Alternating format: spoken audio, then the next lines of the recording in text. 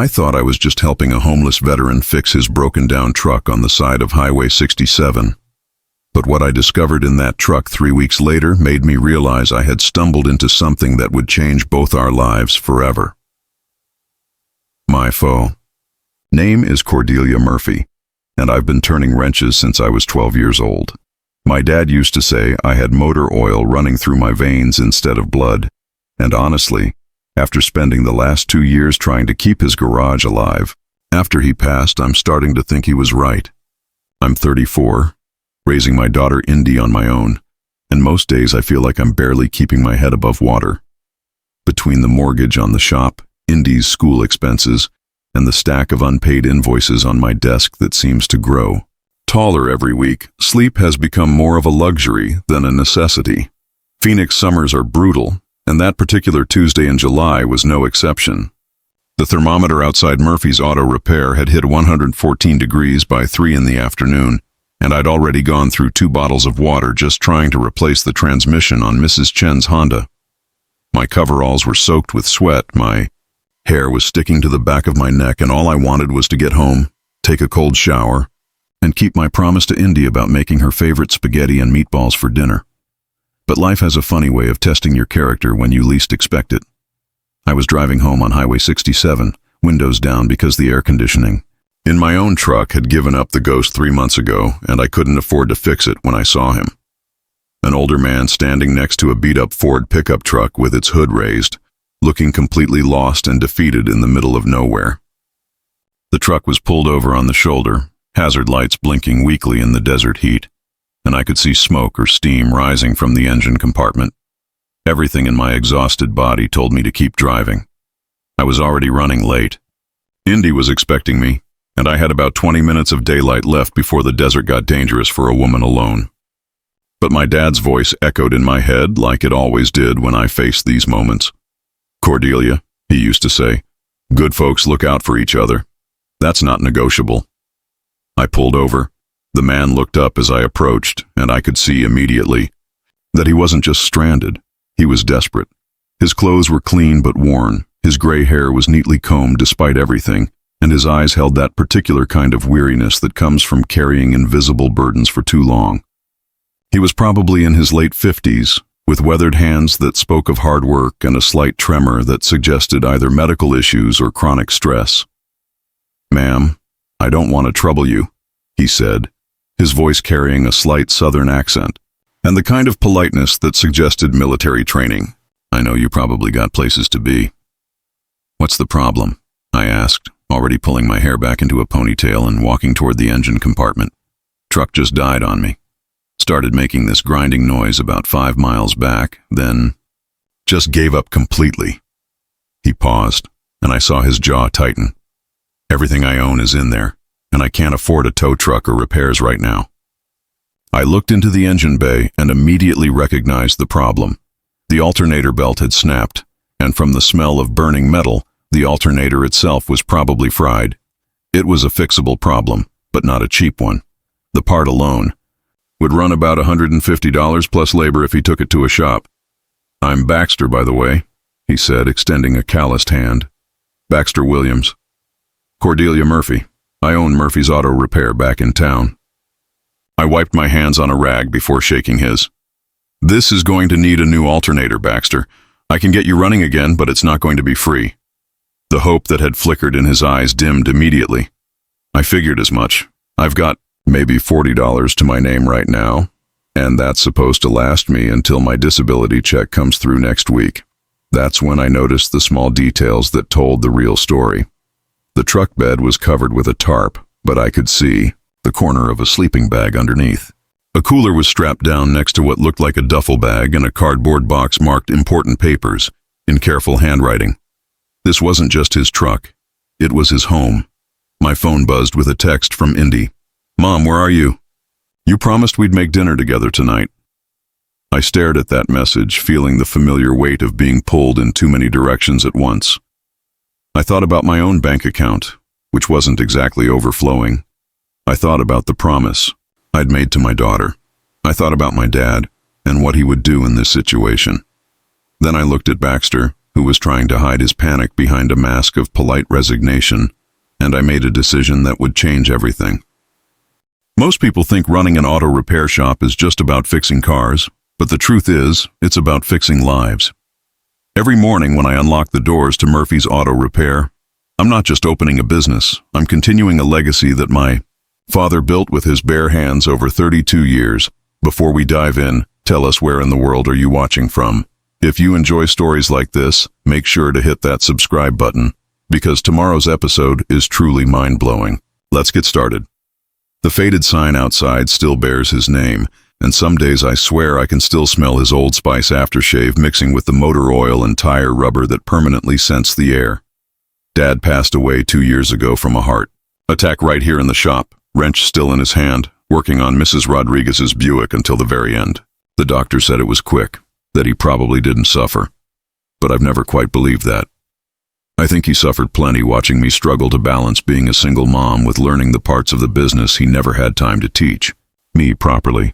The paperwork, the insurance claims, the delicate dance of keeping customers happy while making enough profit to keep the lights on. Indy was 10 when Grandpa Murphy died, and she took it harder than I expected. They had this special bond over old country music and chocolate chip pancakes on Sunday mornings. Now she's 12, all arms and legs and attitude, asking questions about boys and algebra that make me feel completely unprepared for this parenting thing.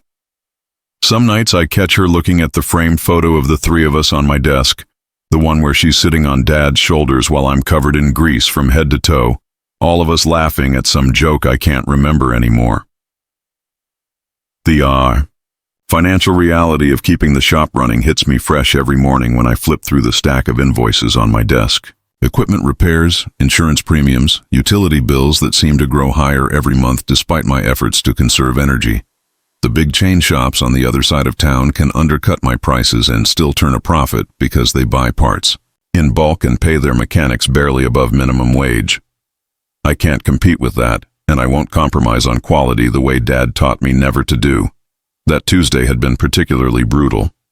I'd spent 4 hours diagnosing an electrical problem in a 2018 Toyota that turned out to be a faulty ground wire, the kind of issue that takes forever to find but only costs $12 in parts.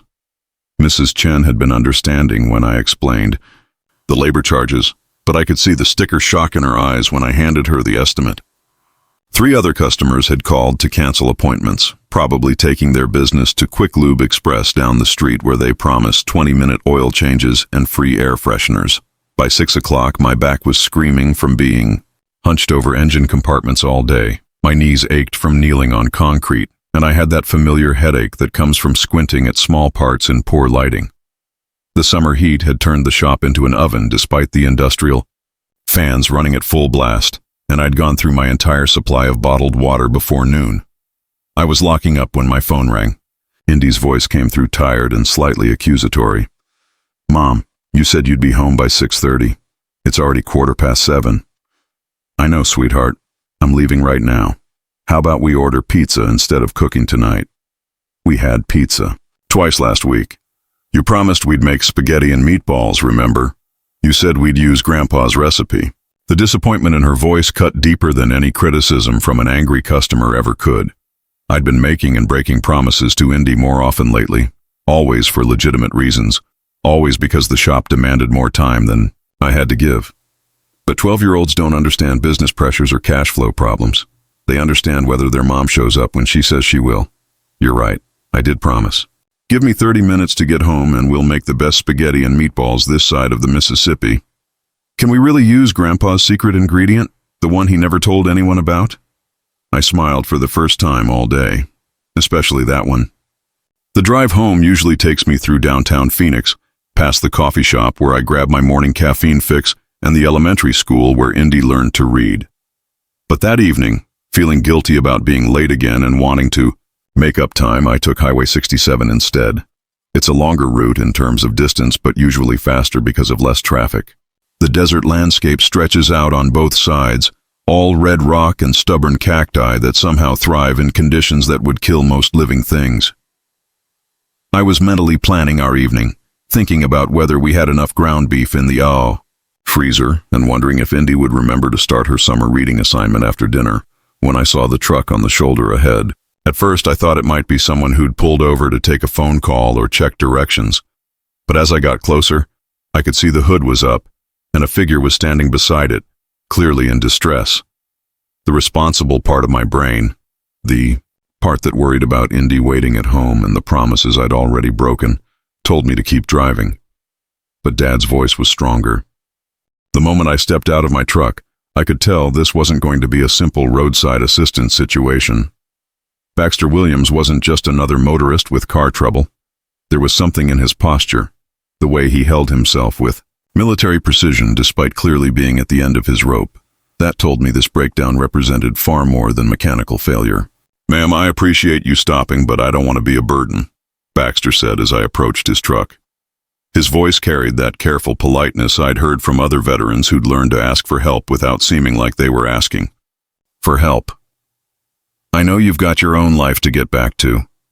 I popped the hood and immediately saw the problem. The alternator belt had not only snapped, it had taken some of the pulley system with it. Worse, when I touched the alternator housing, it was still burning hot and had that metallic smell that meant internal damage. This wasn't going to be a quick roadside fix with a spare belt from my truck. "How long has it been making noise?" I asked, already knowing the answer wasn't going to be good. "Started grinding about a week ago, but I kept hoping it would hold out." Baxter's hands were shaking slightly as he spoke, and not from the heat. "I've been driving pretty steady, trying to get somewhere specific, and I thought maybe if I just babied it along." That's when I really looked at his setup. The truck bed was organized with military precision under a weathered tarp. A sleeping bag was rolled tight and secured with bungee cords. A small cooler sat next to a duffel bag that had seen better decades, and everything was arranged to maximize space while keeping his belongings secure. This was the mobile home of someone who'd been living this way for a while, not someone temporarily down on his luck. "Baxter, I need to ask you something straight. How long have you been living in your truck?" He looked away for a moment, and I could see him debating whether to lie or trust me with the truth. "About 8 months now. Lost my apartment after some medical bills piled up. VA covers most things, but not everything, and when you're on disability income." He trailed off, then straightened his shoulders. "I'm not looking for charity, ma'am. I just need to get this truck running so I can get where I'm going." My phone buzzed again. Another text from Indy. "Mom, seriously, where are you? I'm starving." And we're out of cereal for backup dinner. The guilt hit me like a physical weight. Here I was, promising my daughter a homemade meal while standing in the desert with a homeless veteran whose entire world was contained in the back of a broken-down Ford.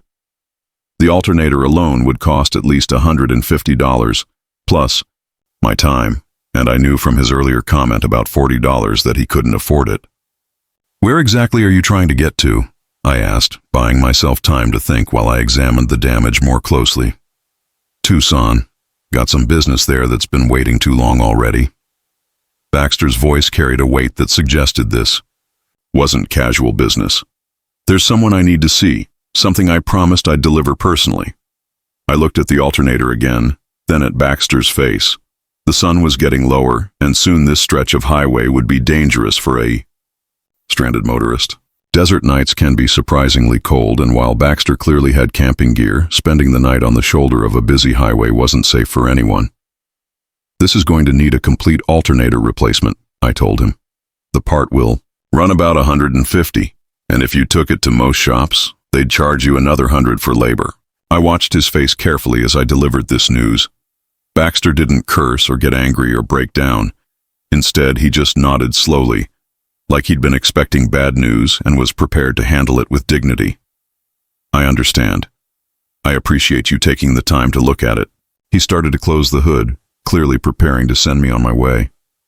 "I'll figure something out. Hold on. I didn't say I couldn't help you." My phone rang this time instead of buzzing. Indy's name appeared on the screen, and I could picture her in our kitchen, probably standing next to the stove where we were supposed to be browning ground beef right about now. "I have to take this," I told Baxter, walking a few steps away. "Mom, it's almost 8 o'clock. I thought something happened to you." The worry in her voice made my chest tighten. Indy tried to act tough, but she'd already lost one important adult in her life, and I knew she worried more than a 12-year-old should about losing another. I'm okay, sweetheart. I stopped to help someone with car trouble, and it's turning out to be more complicated than I thought. Can't they call a tow truck or something? We were supposed to cook together. I looked back at Baxter, who was now sitting on his truck's tailgate, staring out at the desert with the expression of someone trying to figure out how to solve an impossible problem. Everything he owned was in that truck. His shelter, his transportation, his independence, and apparently something important enough that he'd been driving toward Tucson, despite barely having enough money for gas. Listen, Indy. I need you to be patient with me for a little while longer. This man really needs help, and we're the only people who stopped. But Mom, you always say we need to take care of ourselves first. She was right, and she was wrong. And standing there in the desert heat with my daughter's disappointment echoing through the phone and a veteran's dignity hanging in the balance, I had to make a choice that felt impossible, but was actually the only choice I could live with. I hung up the phone and walked back to where Baxter was sitting on his tailgate, still staring out at the horizon like it might offer him some solution I couldn't see. The desert was starting to cool as the sun dropped lower, painting everything in shades of orange and red that would have been beautiful under different circumstances. Baxter, I'm going to make you a deal, I said, surprising myself with how steady my voice sounded despite the chaos in my head. I'll fix your alternator, for the cost of parts only. No labor charge.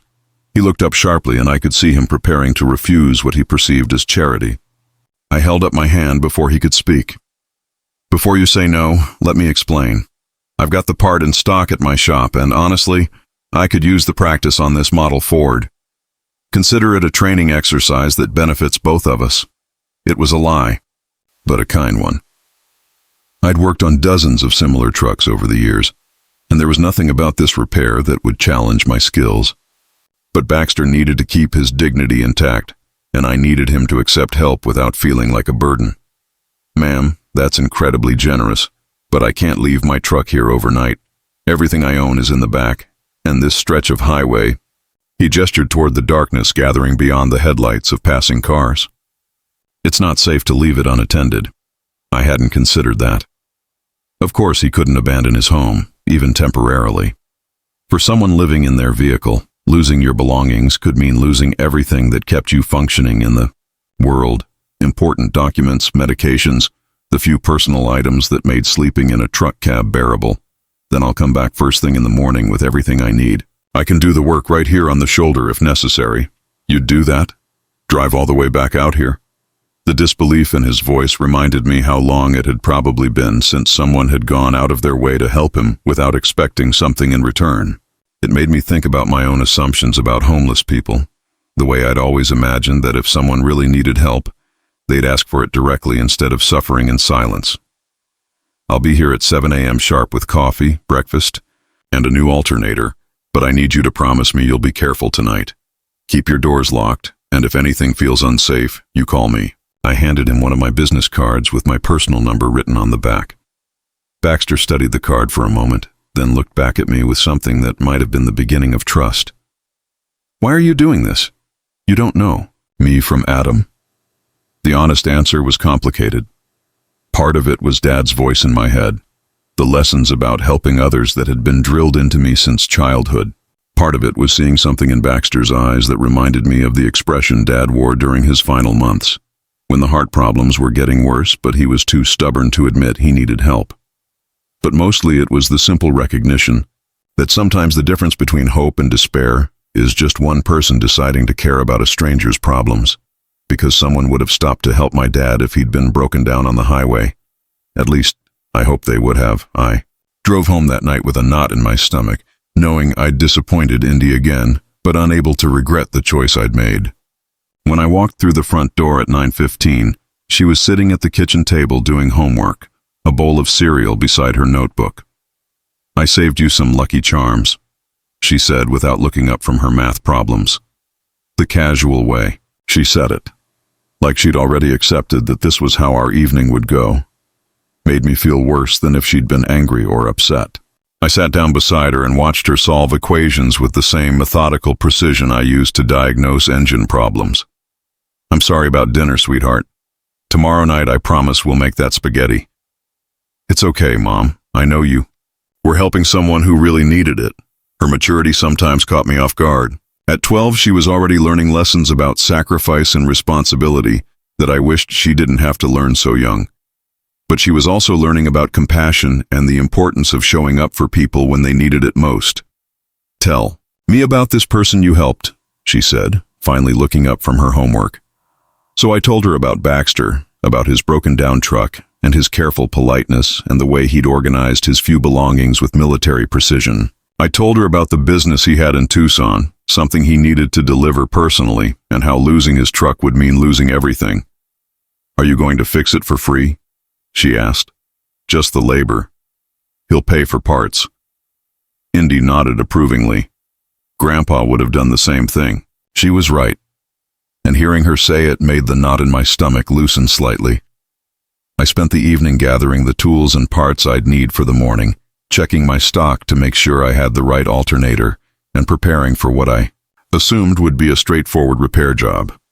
I had no idea I was about to become part of a story that had started long before I pulled over on Highway 67, a story that would challenge everything I thought I knew about the power of simple human kindness. I kept my promise and arrived at 7 a.m. sharp with coffee, McDonald's breakfast sandwiches, and a brand new alternator. Baxter was already awake, sitting in his truck cab with the door open, looking like he hadn't slept much. The desert morning was crisp and clear, a stark contrast to the oppressive heat we'd dealt with the evening before. Morning, Baxter. Hope you like your coffee black, because I forgot to ask about cream and sugar. Black is perfect, ma'am. I can't thank you enough for coming back. As I worked on the alternator, Baxter opened up in a way that surprised me. Maybe it was the relief of knowing his truck would run again, or maybe it was simply having someone to talk to who wasn't asking him to move along or questioning his right to exist in public spaces. He told me about his late wife, Maven, and how they'd planned to see the country together in this very truck after he retired from the Marines. She was a teacher, 30 years in the same elementary school, loved those kids like they were her own. Baxter's voice grew softer when he talked about her. We saved up for this truck specifically for traveling. Maven had this whole route planned out, all the national parks and quirky roadside attractions she'd been reading about for years. What happened to those plans? I asked, though I suspected I already knew. Cancer. Cervical cancer that spread faster than the doctors expected. We never made it past the Arizona state line. He paused, watching me work. After she passed, I couldn't bear to sell the truck. It felt like giving up on the dreams we'd built together. As I tightened the final bolt on the new alternator, I noticed a small wooden box on the passenger seat that hadn't been there the night before. It was about the size of a jewelry box, carefully wrapped in what looked like one of Maven's old scarves. Baxter caught me looking at it, and his expression grew protective. That's why I'm going to Tucson. Maven's stepdaughter lives there, and I've got something that belongs to her. The truck started on the first try, purring like it was brand new. Baxter's relief was visible in every line of his body as he listened to the engine run smooth and steady. We said our goodbyes, and I watched him drive away, feeling satisfied that I'd helped someone get back on their path to wherever they needed to be. 3 weeks later, I was closing up the shop after another long day when I saw a familiar Ford pickup pull into my parking lot. My heart lifted, thinking Baxter had come back to thank me or maybe update me on his journey. But when the driver's door opened, it wasn't Baxter who got out. The woman who approached my shop was probably in her mid-40s, professionally dressed in a way that suggested office work rather than manual labor. She had Baxter's eyes, though. The same shade of brown and the same careful way of assessing a situation before speaking. "Are you Cordelia Murphy?" she asked, her voice tight with controlled emotion. "Yes, that's me. Can I help you?" "My name is Quinley Williams Peterson. Baxter Williams was my stepfather." The past tense hit me like a physical blow. "I believe you helped him with his truck a few weeks ago." The world seemed to slow down as she continued talking. Baxter had suffered a massive heart attack just 2 days after I'd fixed his alternator. He'd made it as far as a truck stop outside of Tucson before collapsing in the parking lot. Paramedics had rushed him to the hospital, but the damage was too extensive. He died 3 hours later, alone except for the medical staff trying to save him. Before he lost consciousness, he gave the nurse your business card. Quinley continued, tears now flowing freely down her cheeks. He told her to contact you because you were the last person who'd shown him kindness, and he wanted to make sure his final wishes were carried out. She walked back to the truck and returned with the wooden box I'd glimpsed on Baxter's passenger seat. But now I could see what it really contained. Maven's engagement ring, simple but beautiful, caught the overhead lights of my garage. Beside it were military medals, including a Purple Heart and a bundle of letters tied with a faded ribbon. "These letters are from my stepmother to me," Quinley explained, her voice breaking. "We had a falling out after my father died, before she married Baxter. I said terrible things, accused her of replacing my dad too quickly. Maven tried to reach out during her illness, but I was too stubborn and hurt to listen." She opened one of the letters and read aloud, "My dearest Quinley, I know you're angry with me, and you have every right to be. But I need you to know that loving Baxter doesn't diminish the love I had for your father.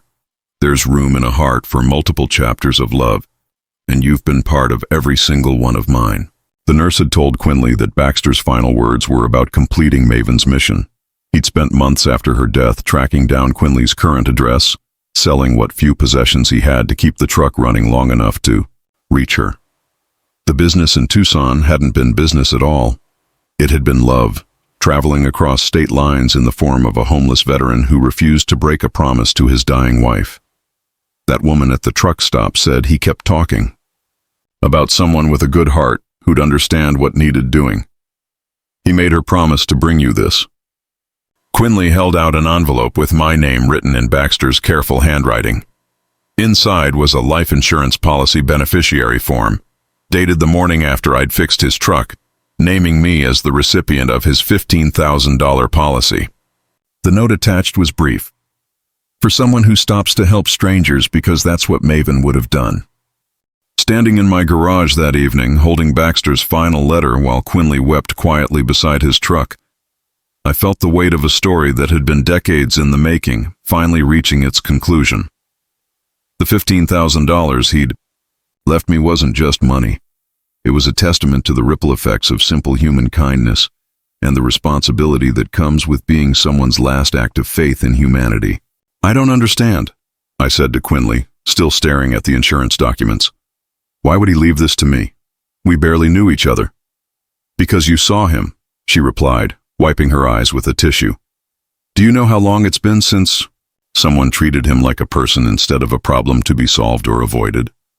The nurse said he talked about you for an hour before the morphine kicked in. He said you didn't look at him with pity or judgment, just with the practical concern of one human being helping another." Quinley told me that Baxter had been living in his truck for almost a year, not just 8 months as he'd told me. After Maven's death and the medical bills that followed, he'd lost not only his apartment, but also his connection to most of his family. Pride had kept him from reaching out for help, and shame had made him withdraw from the few relationships he had left. "I didn't even know he was homeless," Quinley admitted. "We hadn't spoken in 2 years because I was still angry about things that happened when I was grieving my father. If I'd known what he was going through, if I'd just answered one of his phone calls. But that's where she was wrong, and I told her so. Baxter hadn't made his journey to deliver guilt or recrimination. He'd come to complete Maven's work of healing their family, to prove that love persists even after death, even through pride and stubbornness, and the 1,000 small failures that define human relationships." The letters Maven had written to Quinley during her illness weren't apologies for loving Baxter. They were invitations to expand her definition of family, to understand that her stepmother's heart had been big enough to love both her father's memory and her future with Baxter. The engagement ring wasn't just jewelry. It was a symbol of the blended family Maven had always hoped to create. He could have mailed these things, I pointed out. Could have sent them through a lawyer or just left them on your doorstep. But he drove across the state to deliver them personally because Maven asked him to. Because she knew that reconciliation requires presence, not just presence. That night I drove home with Baxter's check in my purse and a story that I wasn't sure how to tell Indy. How do you explain to a 12-year-old that sometimes doing the right thing leads to consequences you never could have imagined? That the man we helped had died, but that his death had somehow given us the financial stability we'd been struggling to achieve?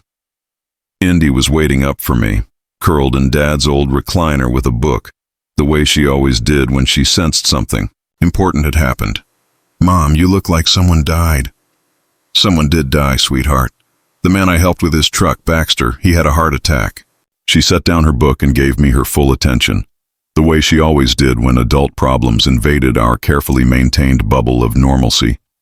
I told her everything. About Maven's letters and the engagement ring, about Quinley's tears and the insurance money that would save our shop. I told her about Baxter's final words and the nurse who'd promised to find me, and how sometimes the smallest acts of kindness create the largest changes in the world. "So we're going to be okay?" she asked. "The shop, I mean. We don't have to worry about money anymore. We're going to be more than okay." "But Indy, I need you to understand something. This money comes with responsibility. Baxter gave it to us because he believed we were the kind of people who would use it to help others, the way Maven would have wanted." Over the following weeks, as I paid off the shop's debts and upgraded equipment that had been limping along for years, I kept thinking about Baxter's words to the nurse, that I had a good heart like Maven's. It wasn't true exactly, but maybe that wasn't the point. Maybe the point was to live up to the person he'd believed I was in that moment when I pulled over on Highway 67. Quinley and I stayed in touch, bonding over our shared experience of being the unexpected recipients of Baxter's final act of love. She started volunteering at a local homeless shelter, saying she wanted to honor her stepfather by seeing people the way he'd needed to be seen. I began offering free basic car maintenance to veterans, using a portion of Baxter's insurance money to cover parts and labor for those who couldn't afford it. 6 months after Baxter's death, Quinley organized a small memorial service at the veterans' cemetery where they'd buried him. She asked me to speak, to tell the story of our brief encounter on the highway. Standing there in front of his headstone, I realized that Baxter's real gift hadn't been the money. It had been the reminder that we're all just travelers on the highway, some of us temporarily broken down, all of us hoping that someone will care enough to stop and help when we need it most. I keep Maven's photograph on my desk now, next to the picture of Dad, Indy, and me. It reminds me daily that love creates obligations that outlast death, and that sometimes the most important promises are the ones we make to strangers who become family in the space between crisis and kindness.